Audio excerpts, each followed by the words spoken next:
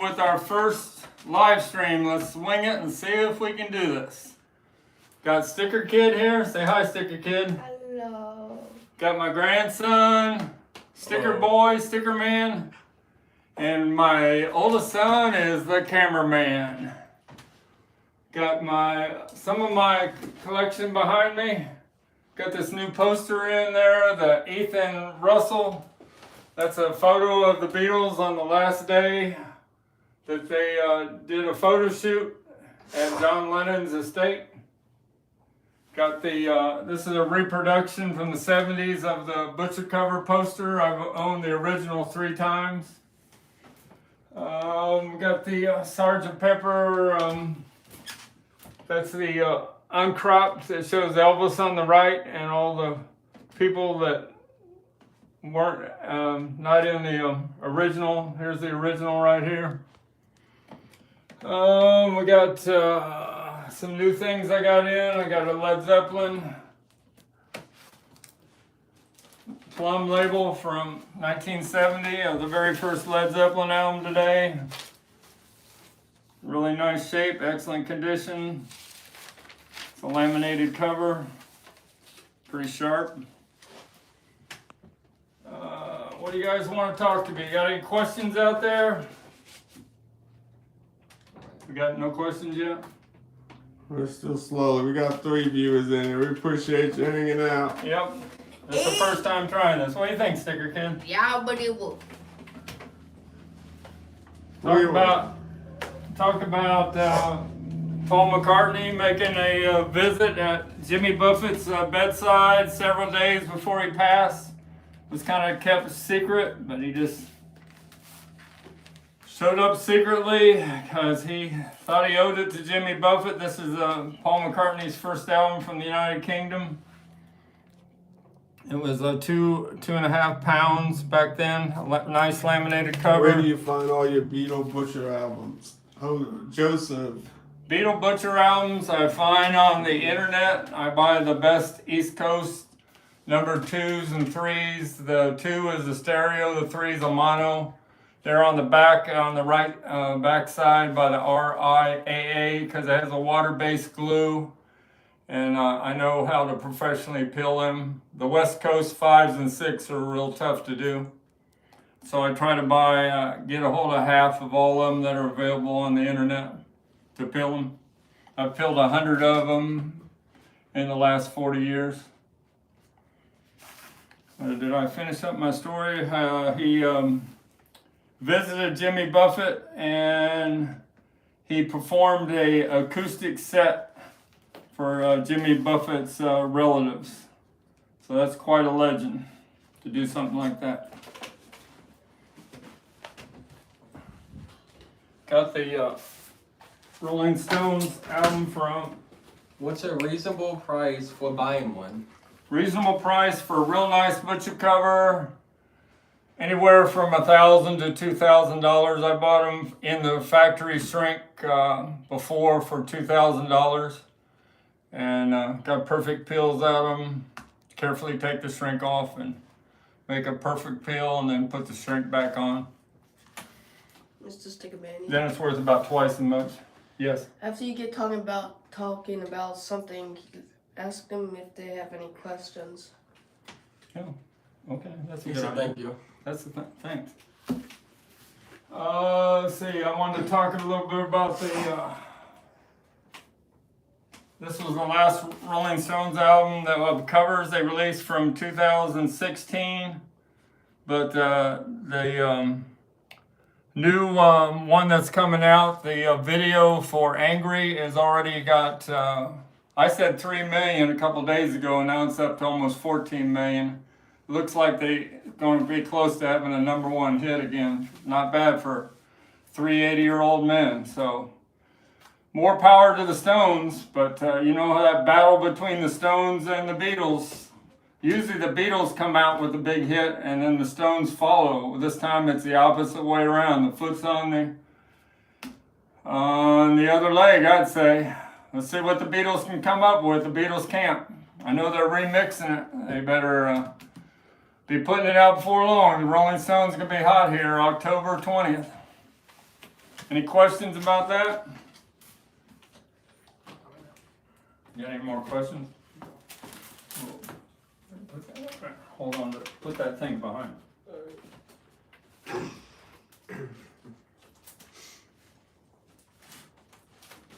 Yeah, let's not touch these too much. All right. Do your backstory again. Tell them like everything about you. And just another backstory on the first live stream. First live stream, backstory about me. Yeah, just Mr. your whole Stickermania? music. Yeah, just do it. I was born in 54, saw the Beatles on Ed Sullivan, February 9th, 1964. The next day, going to 4th grade, all the girls were talking about, the young girls, the Beatles. I said, boy, something's going on here. And the first single I ever bought was World Without Love by Peter and Gordon. Of course, that's a song wrote by Paul McCartney, so it all kind of made sense. Remember 14 years old in my dad's grocery store running the register, and we had a little rack with 5 albums and 5 new albums out at Christmas 1968, and one was the Beatles' White Album, and I asked for it and got it for Christmas. But I didn't seriously get into the Beatles until I graduated from high school from 1972, and that's when I really went full-blown into the Beatles. We have Joseph. As far as the Rolling Stones go, do you think they will put another album out after this coming one? Yes, they recorded 23 tracks already, and 12 of them are coming out on the new album. And one thing about the new album they didn't release it with the Jimmy Fallon interview is that Paul McCartney is playing bass on one of the tracks. I guess the rumor was Jimmy wasn't supposed to talk about it. And then they interviewed Mick and Keith Richards and Ronnie Wood behind backstage, and they all admitted that Paul's on one of the tracks of the album coming out. But there is going to be a second album. I don't know if it's going to be next year or what, but it's already recorded. And then also they said they recorded 21 songs and they are only 23. It said 21 songs. Right. It was 23, okay. And there were only 12 on the next album. That was the rest of it. Yeah, and there's 11 tracks that haven't been. That's not on the first album. But Paul's on one of the tracks, and Stevie Wonder's on a track, and Lady Gaga is singing on one of the tracks, and Bill Wyman plays bass on 2 of the tracks. Boy, that new song, Angry, that bass was really thumping. I thought maybe that was Paul McCartney, but it was Daryl Jones. But that really drives the song. Real Joseph said excellent. He was. So, out of everything you've ever had, like, what is your favorite piece of collectible that you've ever had? I've had 5 Beatle record players from 1964. I've had 5 stereo introducing the Beatles ad backs, the very first cover that was made in North America. And my autographs. I had the Please Please Me, a 7-inch record from the United Kingdom that was autographed in Brian Epstein's Liverpool record store.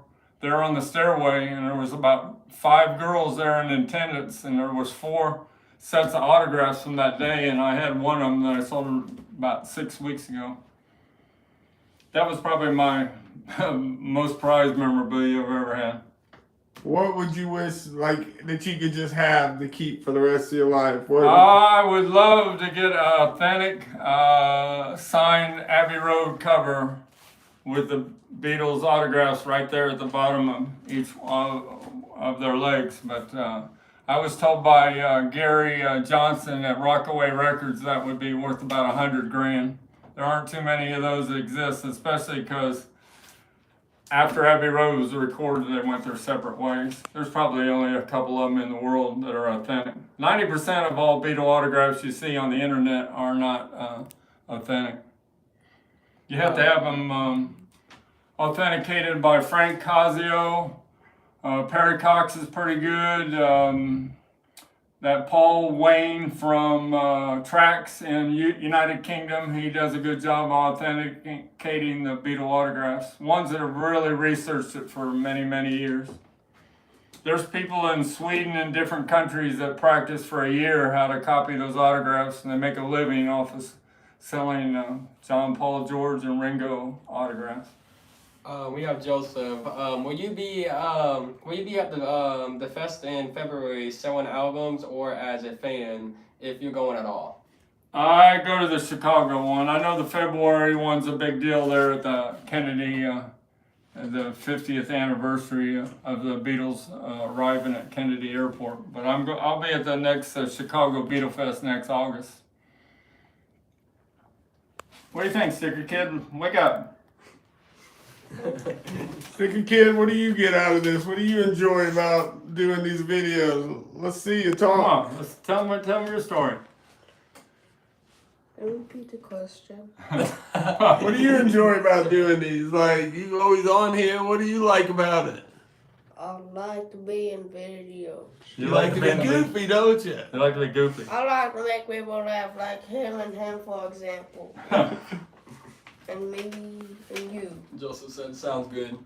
I'll do a little more show and tell until I get some more questions. I got a 1982 Beatles collection BC 13 from the United Kingdom.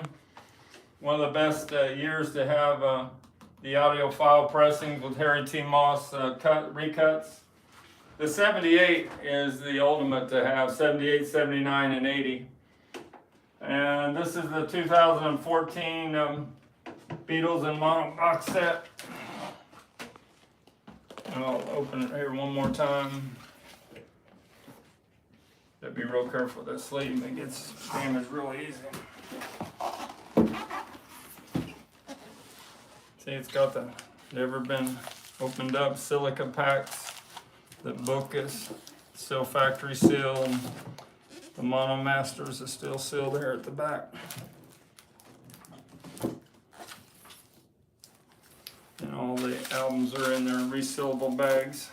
A mini 2014 Beatles and Mono photo box set that was pressed in Germany. What do you think of that, Scott? Sticker Kid. Okay, Albert. Albert. Fat Albert. I think that's pretty cool. No. Before you get into anything else, talk about your eBay store. Let them know about where all this stuff can be available. STICKERMANIA 2853. Let me get over here and show them the card. It's not really zooming good. There's Yahoo account. Yahoo account if you need to get a hold of me about peeling a butcher cover. Well, let's tell them about your eBay store and how long you've been doing that. And I've been doing it for 16 years. Got a 12,000 score.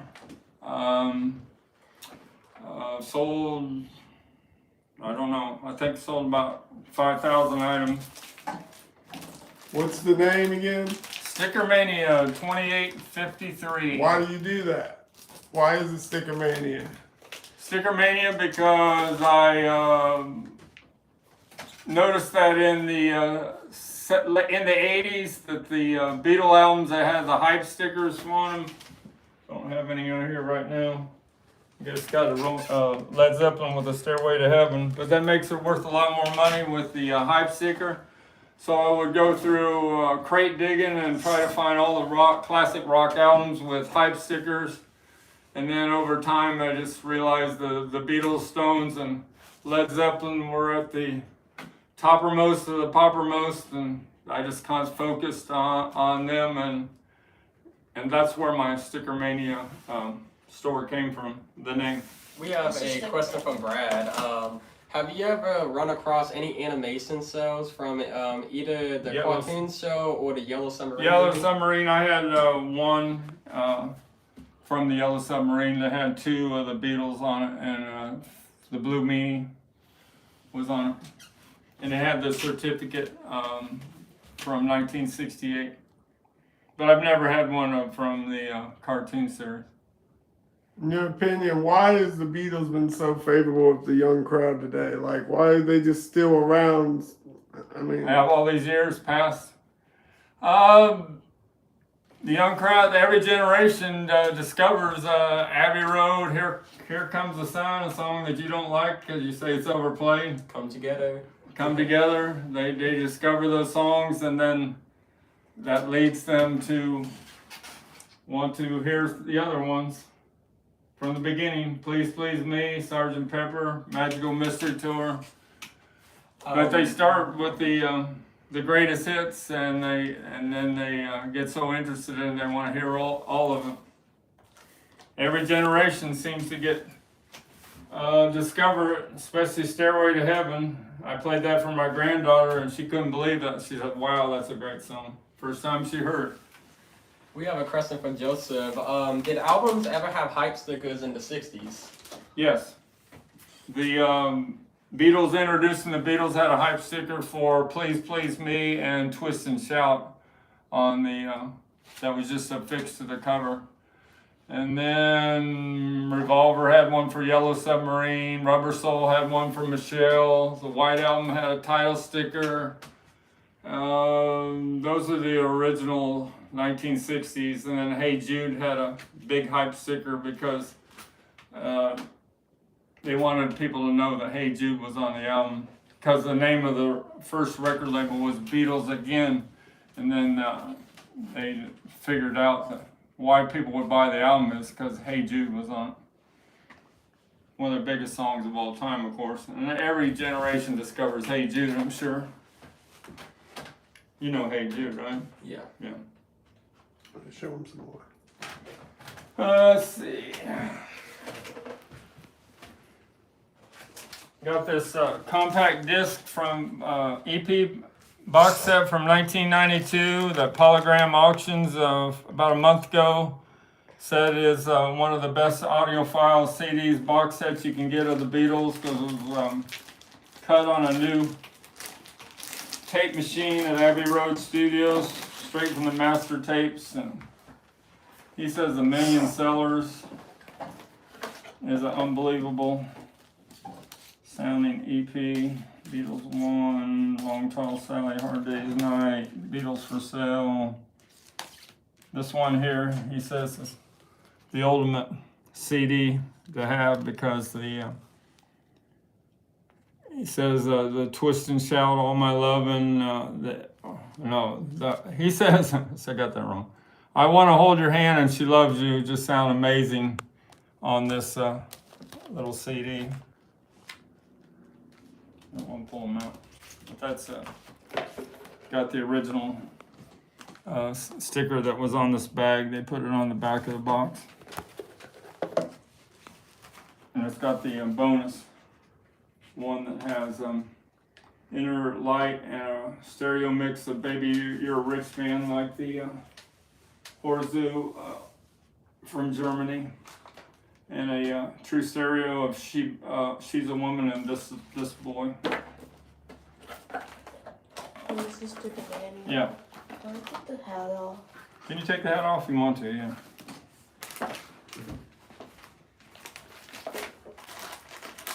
I'll leave mine on because I'm kind of bald. Well, I never knew that. I'm sorry, that was mean. That was mean. That's all right. Let's see. We got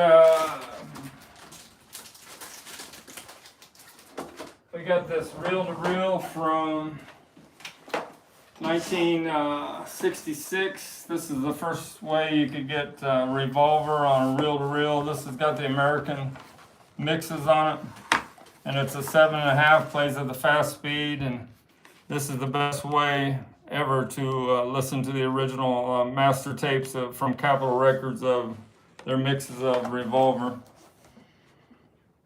course, it only has 12 tracks instead of 14 like the UK.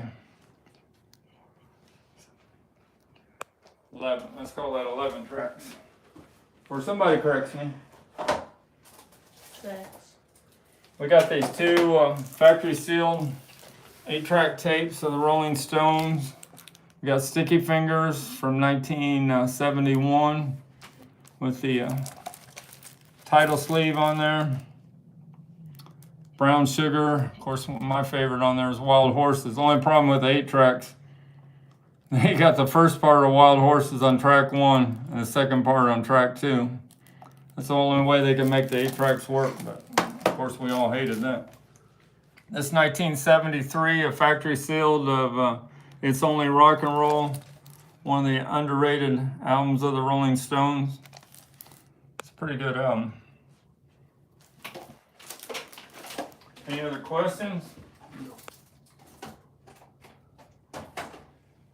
We got a West Coast butcher cover, and I attempted to, but it has a strong glue, so I kind of aborted it. But I got the trunk slipped off, putting a big shipping tape overnight, and then I just pulled it all off. And but these are much tougher to peel than the East Coast, which I do a real good job on. I don't have my East Coast; it's locked up in my storage unit. This is, you know, we're gonna have a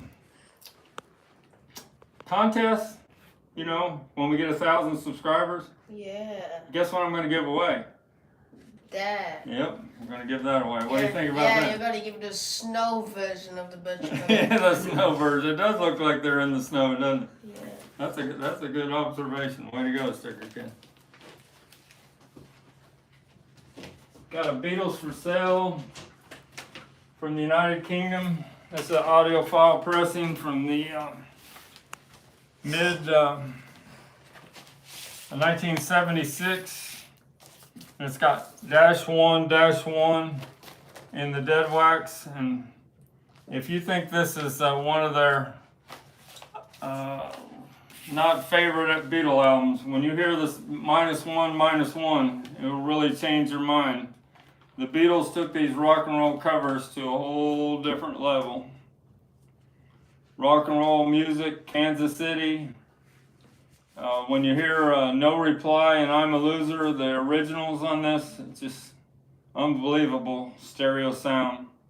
And George ending it up with, everybody's trying to be my baby. What do you think of that? Oh, good.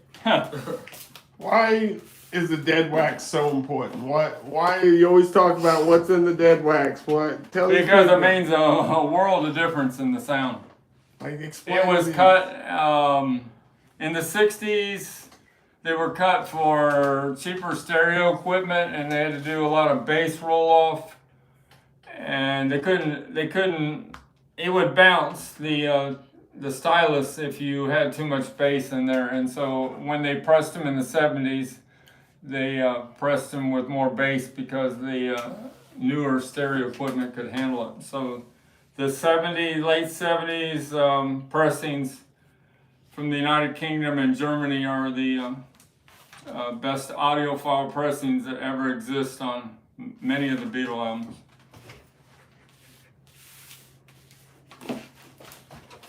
And how you know that is by looking at the dead wax. Any questions? No. We got these two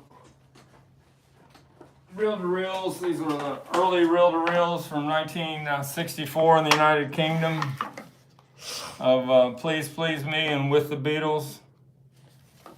You can see the leader on it where it says Please Please Me on there.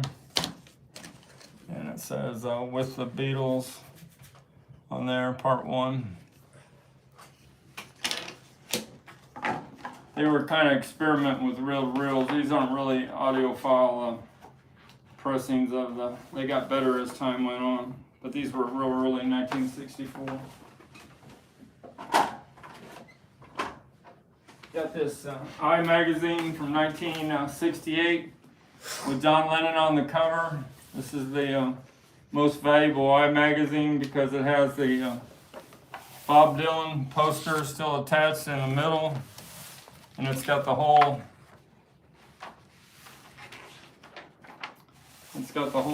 interview when John and Paul were in New York, and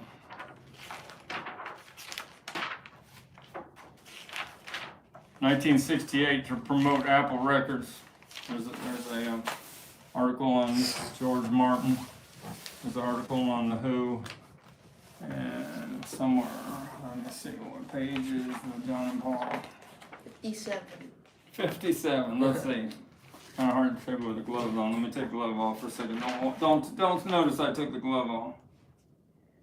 Yeah, I might have to cut that You want to cut it? Yeah, we're live stream. We can't cut anything. in the video. Can't cut no life footage. I'm not seeing it.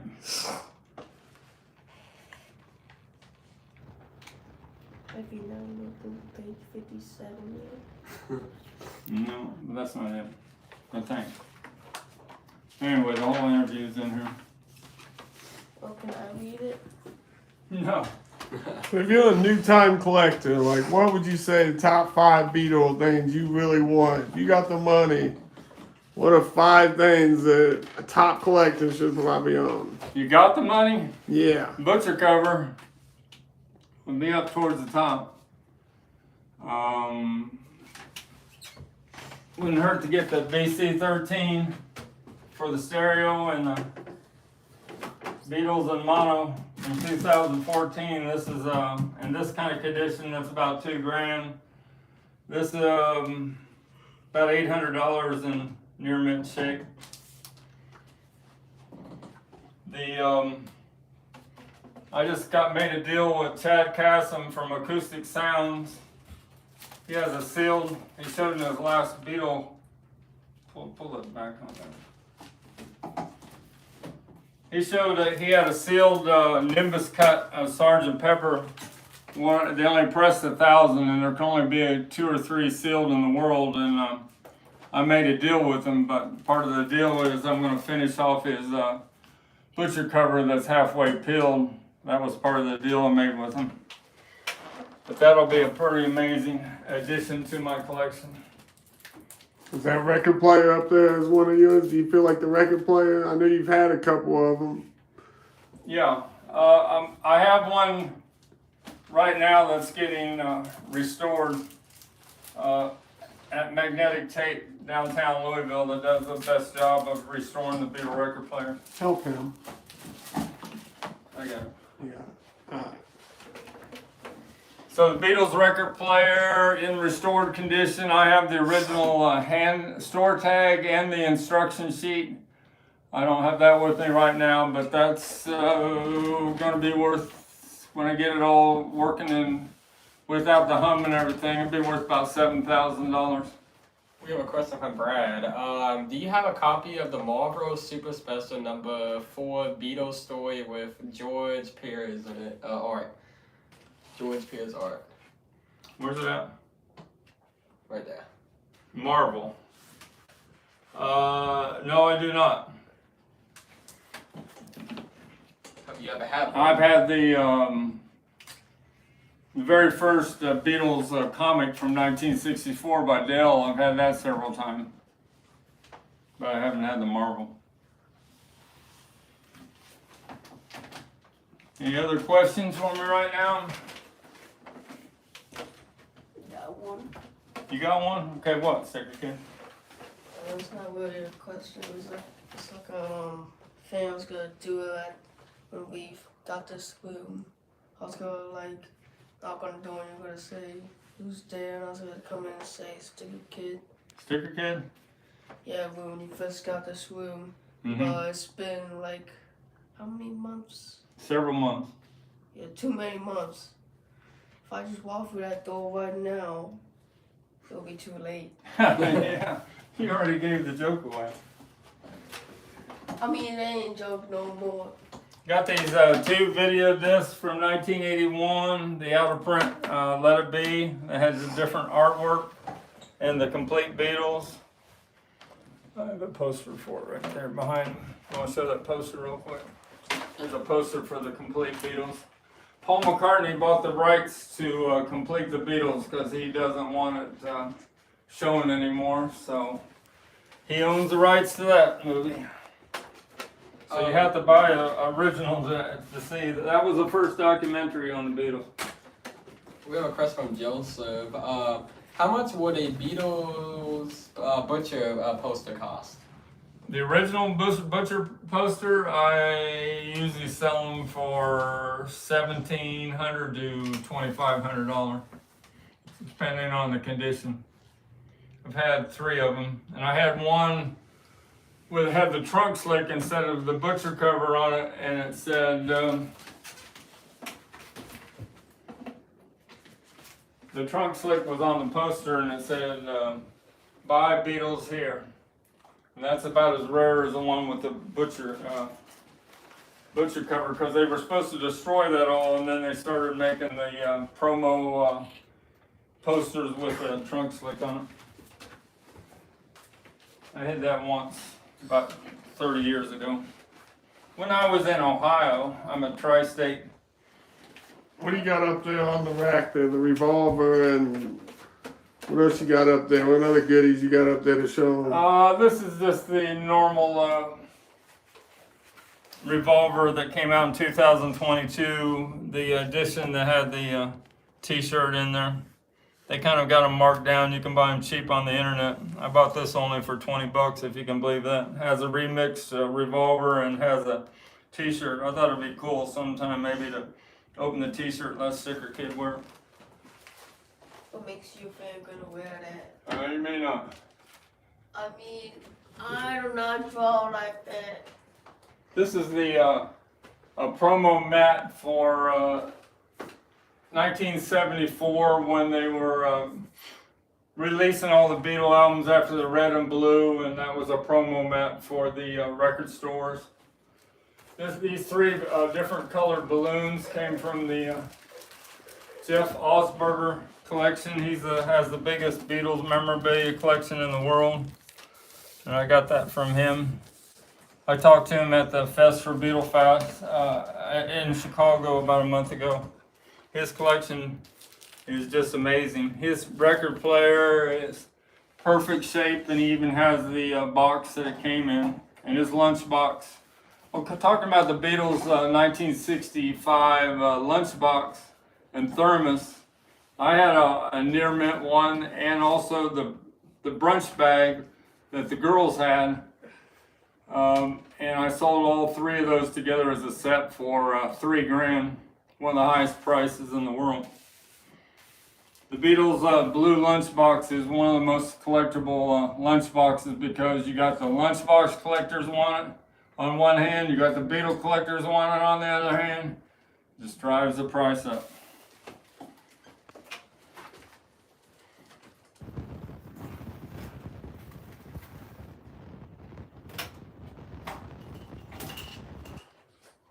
I got these 2 1963 guitar strings from Hofner from the United Kingdom, and right now the representative Hofner is going to auctions all over the world to try to find the 1961 Hofner guitar that got taken from the Apple Studios basement when Beatles were recording Get Back.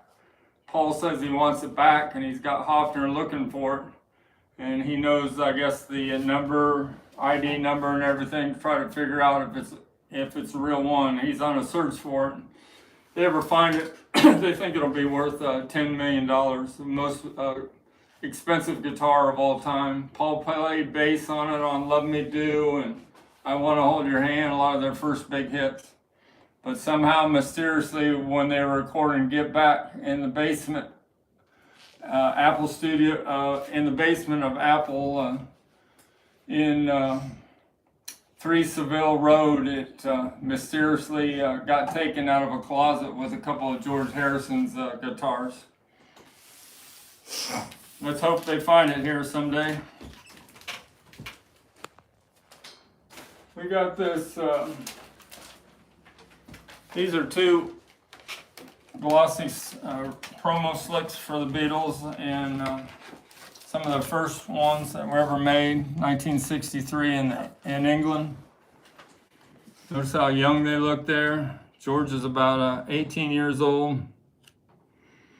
18 to 20, I would say they are right there. And these are pretty unique.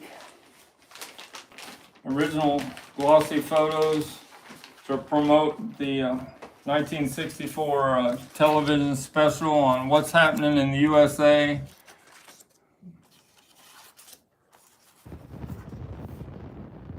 Done by the Mayleys brothers, but they're all dated 1964, and you got George sitting in the on the train to Washington D.C. He's up there in the luggage rack goofing around. You got Paul playing his Pepsi radio that I sold one Men in the Box about a few months ago I think it was sold for about $700. Never seen those before. I carefully took them out of a scrapbook.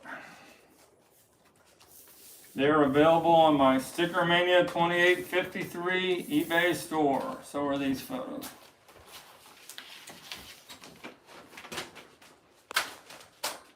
Hey, Mr. STICKERMANIA. Yeah. Are you not gonna question why there's a Gatorade bottle right there? Where's the what? Gatorade. Oh, it's in case I wanted to drink some water. I got a question for you. Yeah. Why do you think Abbey Road has so much influence on our generation and the younger to come?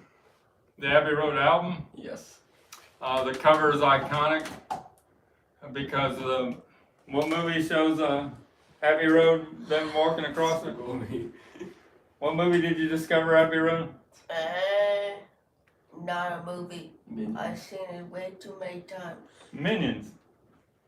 No. That in a movie? I saw it. It's on the Minions. I saw the Minions a very long time after. There's a couple other movies on 2-inch shows that they have like recreations of it. But then once they hear "Here Comes the Sun," it's such a song that's not dated at all, relates to every generation. You know, positive song. Yeah. They discover that, and they discover "Come Together," and then they want to hear the whole album. And also a very catchy song also, just like how everything is now kind of catchy, and then it's also, like you said. Well, that Rolling Stones "Angry" song, Yeah. it went from 3 million to 14 million views in 2 days. I mean, it's up there with Miley Cyrus, Taylor Swift, anything right now. So maybe there's some artificial intelligence involved. You know, they show the Stones when they were younger, and they make Mick Jagger's voice sound younger, but it's a catchy song. Young generation gonna love it. You haven't heard the "Angry" song yet, have you? You've heard it. I've heard a little bit of it. Yeah. Song. It's catchy. The first time when I was 15 years old and I heard "Honky Tonk Women" in 1969, I go, Stones have done it. What a great song. And I never, love that song, "Honky Tonk Women." Talk about your top 3 concert trips that you've ever done in your life. Concerts, I didn't go to Woodstock. I was only 15. The 1972 Exile on Main Street, when I was almost graduated from high school, we saw them at the Indiana Convention Center. The Rolling Stones with Stevie Wonder opened up, and me and my 3 buddies from high school that went together, we got down by the runway where how about Mick Jagger was in his white satin suit, and he was running around this runway. And we were holding each other up only about 15 feet from Mick when he was singing the great Exile on songs like "Rocks Off" and "Sweet Virginia." It was just something that was stuck in my mind forever. It was the first concert ever at the Indiana Convention Center in 1972. It was sold out downtown Indianapolis. And that's one of them. I saw Wings. 1976 at Chicago Stadium when Paul McCartney was at his peak. And it was an amazing show. Paul doing "Maybe I'm Amazed," and what a great show. Paul's his vocals, his bass playing, his piano playing, he He had a heck of a band right there in 1976. Wings Were on Top of the World. That was the biggest show of that year. Third one, never saw Led Zeppelin. Wish I had. I wasn't into Led Zeppelin that much in the 70s. It's only about 5 years ago I discovered how great they were. About Rolling Stones. I talked about the Exile. Oh, okay. Beatles, Wings. I saw Paul McCartney several times, but nothing was as good as when I saw him in 1976. Me, You what? me, You making something? I wanna lay down. You want to lay down? We have a question from Brad. Did you see Paul McCartney at Rupp's Arena? Yes, I in saw him Rupp 1990? Arena in the 90s. 1990. Yeah, 1990. I was there. Rupp Arena. I think my Yeah. son was there when he was only 10 years old. Yep, I remember that. We took two a bus van loads down there. We had a bunch of seats, but it was a good show. Rupp Arena. The only problem with Rupp Arena is that the seats are like almost straight up, and we had pretty decent seats, but if you're up there high, it's difficult to see. Huh? Did he have screens or anything like that? Like big screens or anything like that back in '90? Like back then in that stadium, did they have like any like big screens you could see stuff like you could see? The big television screens. Yeah, like how they have now. No, I don't think they did then. But we had pretty good seats. I'm tired. We'll just do this a little bit longer. This is our first one. Okay. Hang in there just for about 10 more minutes. Yes, sir. Thank you. Yes, labble. Alright.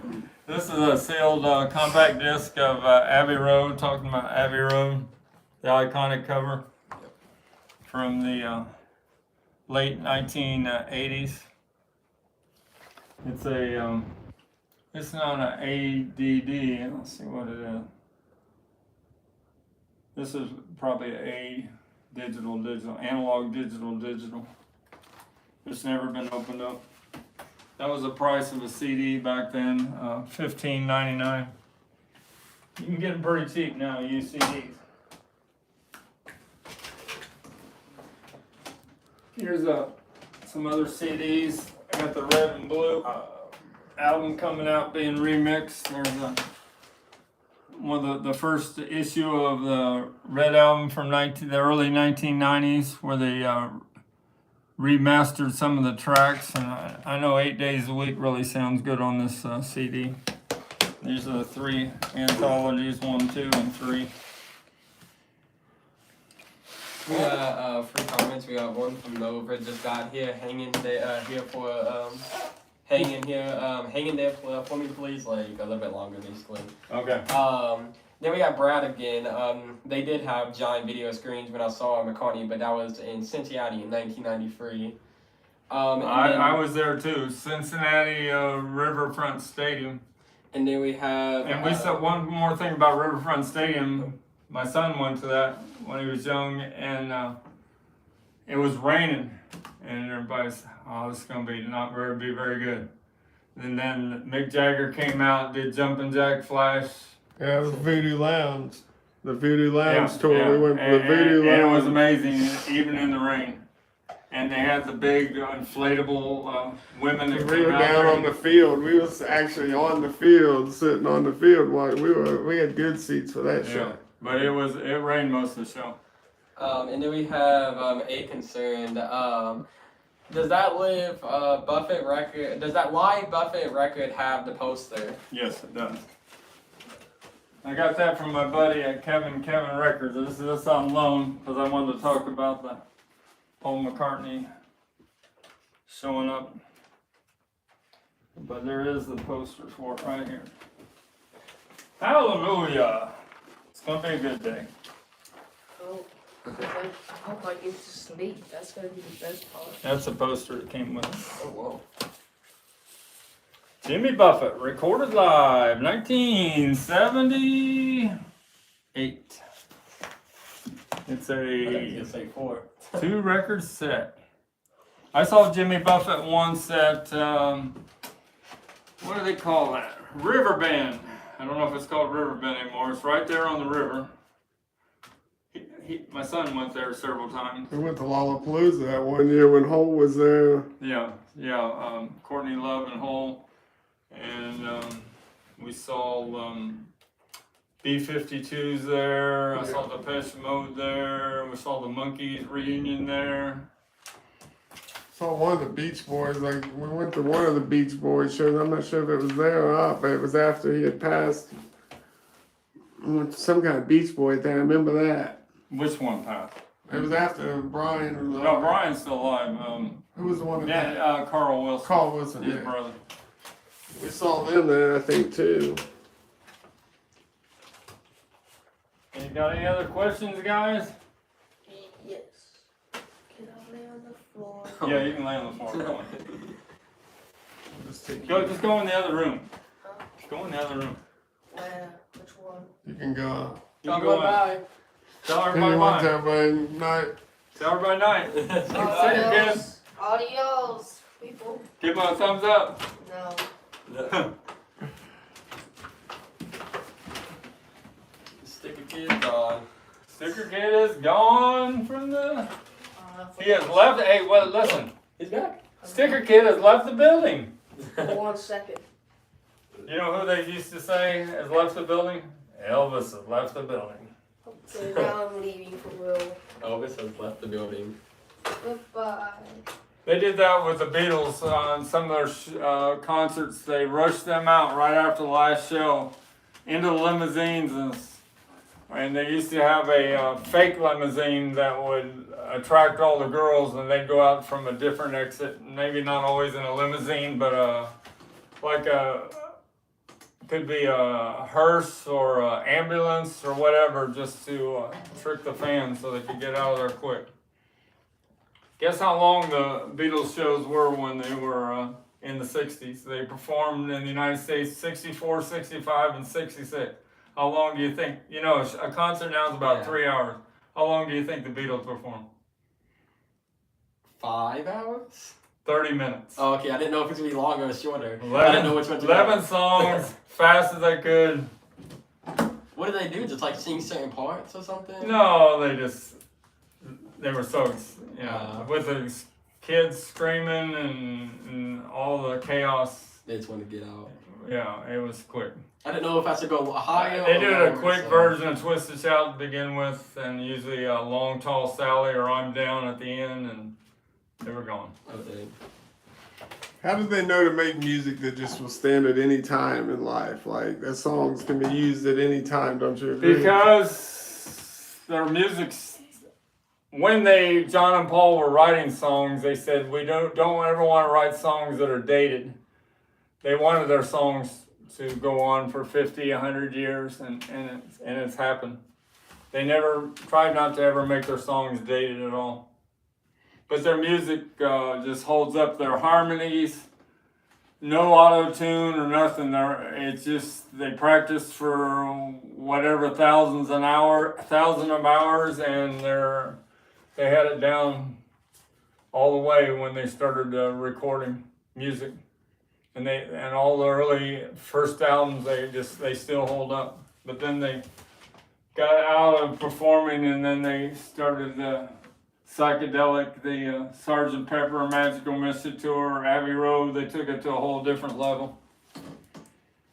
But I like the early music. I love the Beatles for Sale, and Hard Day's Night is a great rocking album, all originals. Should pull out some of those.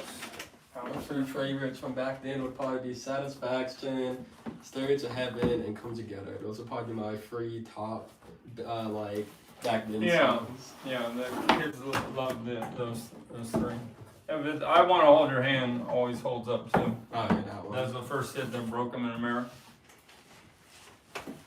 This is the rundown of the Beatles albums. Please Please Me from the United Kingdom with the Beatles. Hard Day's Night, amazing album. The Underrated Beatles for Sale. Help, and then we get into the really great stuff. Rubber Soul, Revolver. I was, summer of 67, I was 13 years old, and I remember when this album came out, it was so different, and everywhere you went, you would hear it being played out of somebody's window. Every radio station was playing all the tracks. You know, usually you just played the hit songs. On this album, they played the whole album. The White Album I talked about. What an amazing different styles of music on there. Of course, the Yellow Submarine only had 5 Beatle tracks on there. Abbey Road. The Great Abbey Road. And then the last one there, Let It Be. They were breaking up at the seams. But still, Let It Be, Long and Winding Road, and Get Back. That's the 1, 2, 3 punch on that album. Pretty amazing song. Last one was the rarities, songs that didn't make it onto the albums. Any other questions there? How about what would you say the top 3 best Stones albums of all time are? Stones has to be with Mick Taylor in the band. Started with Beggar's Banquet up to Goat Head Soup was the last one. No, he was on there until It's Only Rock and Roll. But the 3 big albums were all boom, boom, boom. They were Let It Bleed, Sticky Fingers, Exile on Main Street. Those are my 3 favorite. 1969, 1971, 1972. Stones couldn't be beat. They were the best rock and roll band in the world, but they had Led Zeppelin starting up then too. And by 1971, the Stairway to Heaven was out, and Led Zeppelin 4, just amazing album from the start to the beginning. House of the Holy, Led Zeppelin's first album. We have a question from Brad. Do you have any Pink Floyd memorabilia? Pink Floyd memorabilia. I have Wish You Were Here, that's in the original blue shrink with the hype sticker that's up on my eBay store. I don't have too many Dark Side of the Moon. I wasn't into the Pink Floyd too much. That was a little bit not my style. Talking about style, not these top 3. Who's your 4th favorite band to probably listen to, not counting the top 3? Oh, that would be... Well, there's a lot of them that come up there. You got Badfinger, you got the Pixies, you got... I could go on and on. Who would be 4? The Kinks. I don't think I brought that Kinks album real with me.